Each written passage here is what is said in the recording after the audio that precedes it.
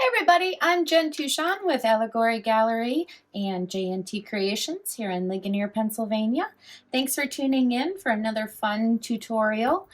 If you like what we've been doing for you, please hit that like button, share, subscribe, and post your creations to Allegory Gallery Design Challenges on Facebook. We always love to see what you've created. Without further ado, let's get started. So I am going to show you today how to wrap a crystal point without a pre-drilled hole. This is very organic, very rough, very quick, and super easy. I do suggest you have a scrap piece of wire, at least like 3 inches long, and depending on your crystal, you may need to go larger, but we're going to use a relatively small crystal today, so 3 inches will do. But we don't always know how big we need to make this, so go ahead and have a scrap piece, and that way you're not wasting wire. So you might, depending on the size of your crystal too, because this is an itty bitty crystal, you don't want to use a super heavy gauge wire on that because you'll crack it. So have a variety of wire. And once again, the lower the number, the thicker your wire. I am using, what is that? That's just a silver plated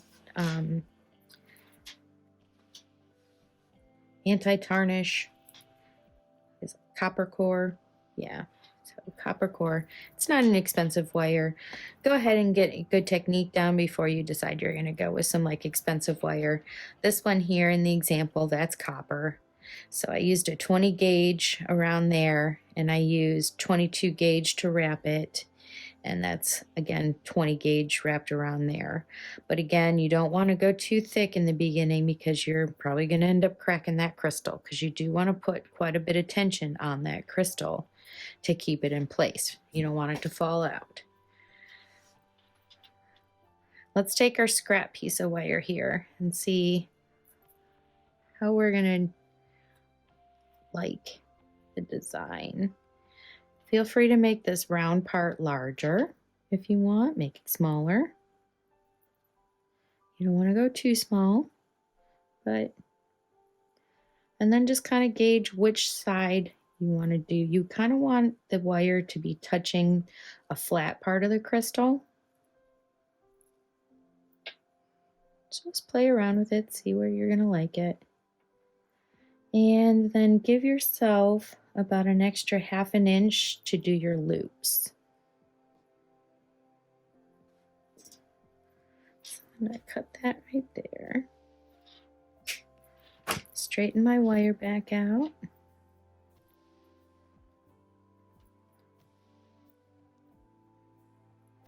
And I'm going to use the 20 gauge.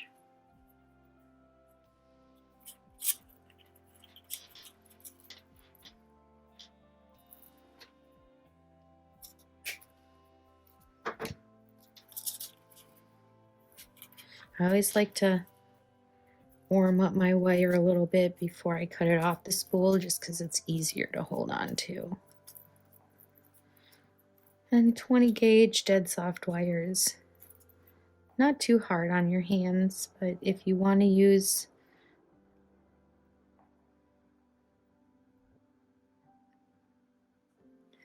the nylon coated jaw pliers, then by all means do that. And it doesn't need to be super straight.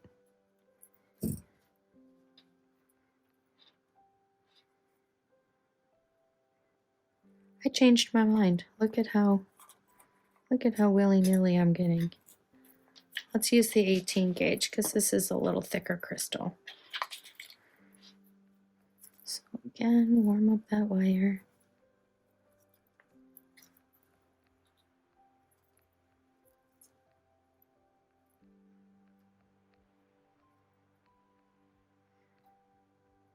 If you want to save your hands, my fingers are pretty gosh darn calloused, but if you want to save your hands, if you have like a light cloth, a little polishing cloth, you could go over with that. If you don't have nylon coated pliers, by all means. Use what you gotta use to protect your hands.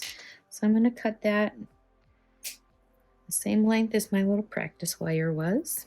And this is 18 gauge. So my crystal's a little bit thicker.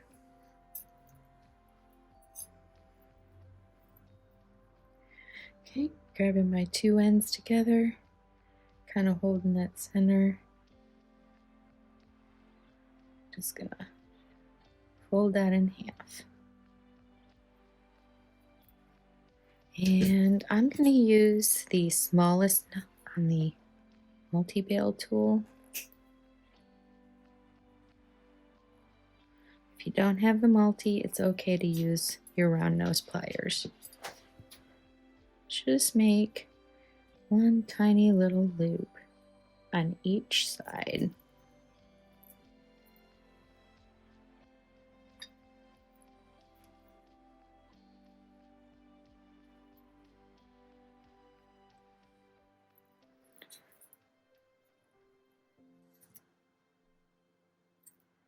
And I'm going to stick that multi-tier pail maker in the middle of that just to get a nicer little loop. If you want to make this even stronger, then go ahead and pound it out a little bit with a rubber mallet on your pounding surface. And decide where you want that crystal.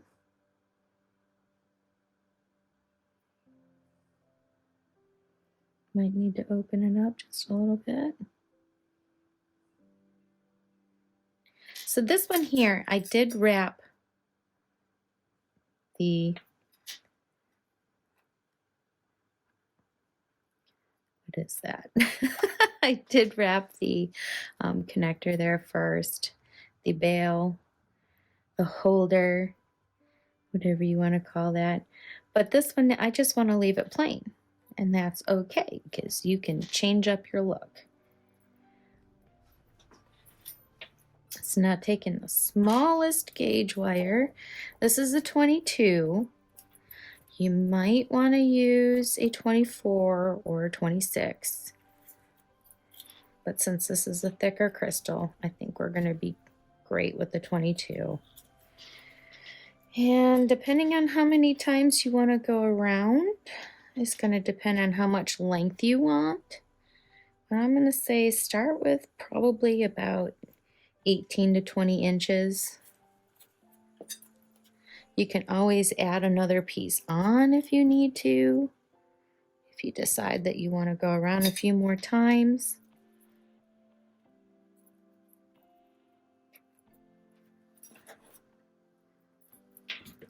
Let's click our workspace here. And now just holding on with a short little tail. Just wrap that wire around a couple of times.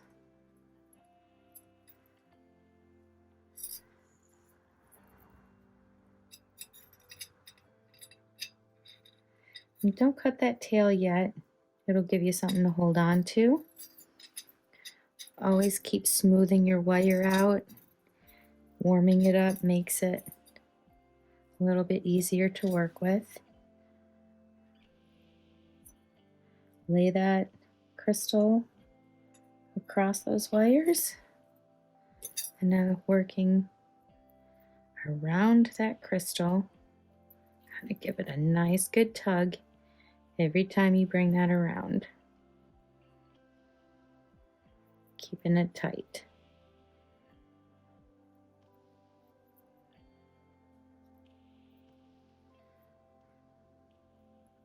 You don't have to keep going down. Work that back up. This is very organic. Just make sure you keep that tension pretty tight on there.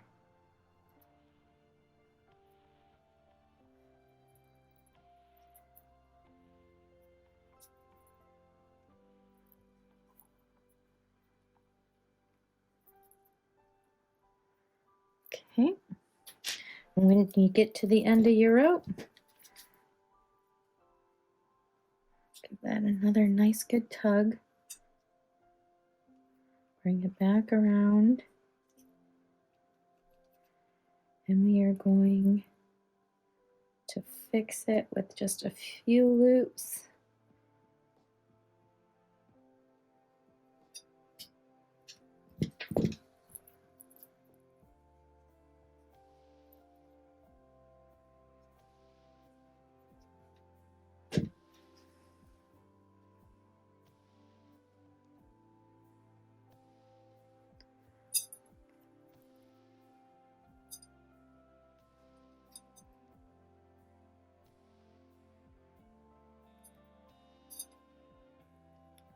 Tuck that in.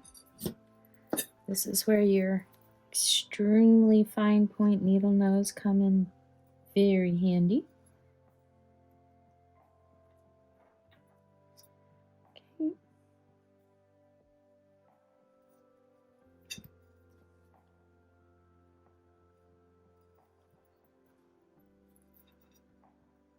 And now you can clip that little tail and tuck that in.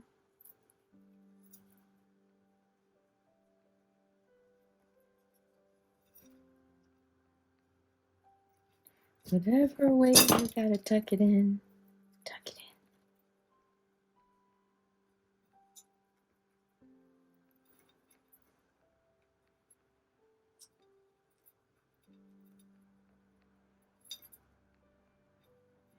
in. When in doubt, pull out those flat nose or those bent nose, right? All right, now just kind of rearrange your holding wire here if you want.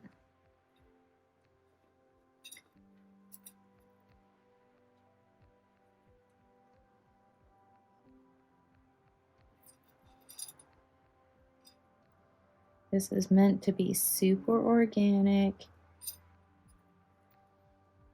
After you get used to how the wire is going to manipulate, well, you know, create that muscle memory and then decide if you want to start trying to do some that are more polished. But I did keep that tension real tight, and that crystal is in there good. If you want to, and you don't want to see these little loops there, go ahead and take your needle nose or whatever pliers you need to. Pull those in a little bit.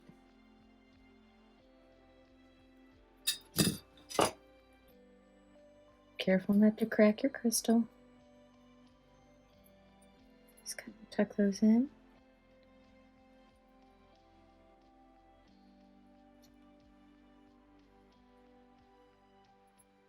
There.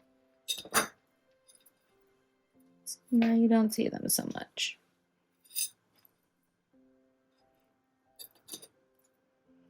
I think I'm going to do a couple little groovy little twists here. Using my flat nose, I'm just going to twist them to the side a little, twist them to the side.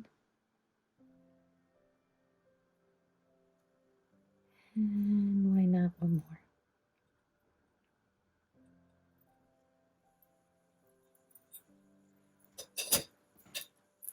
Readjust if you need to.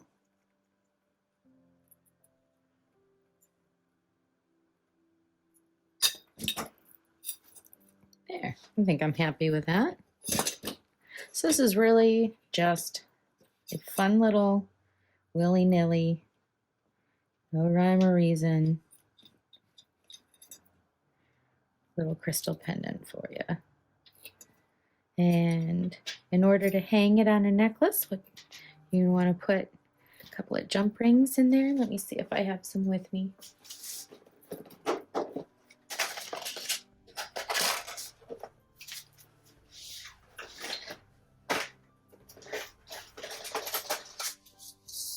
And I do.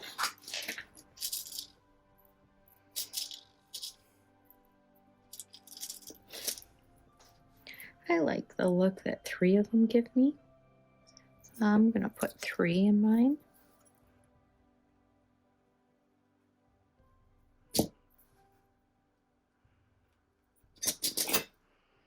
Never open a jump ring like a Pac-Man mouth. Always open it side to side. Just twist that. Just enough to get it through whatever you need to get it through. And then close it up the same way.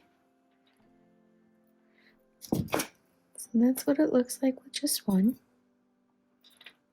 But you know, the other benefit of adding more than one jump ring is durability, because if one jump ring twists around and sometimes gets opened up while you're wearing it, you could lose it if you only have one jump ring. If you have multiple jump rings, chances are those openings are going to be in different spots, so you're not going to open all of them at the same time. It's kind of a nice fail-safe.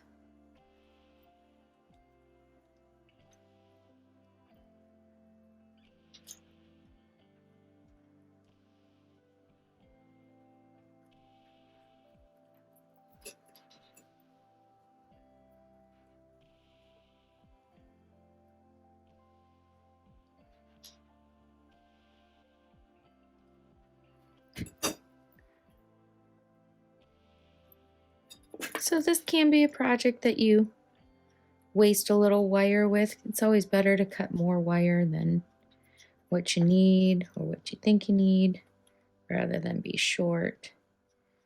But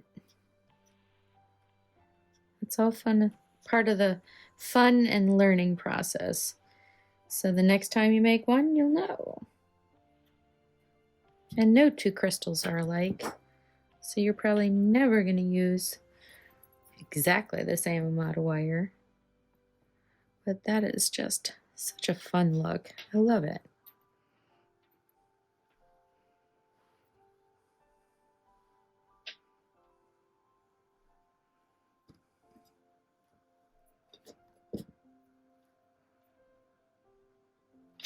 Enjoy playing.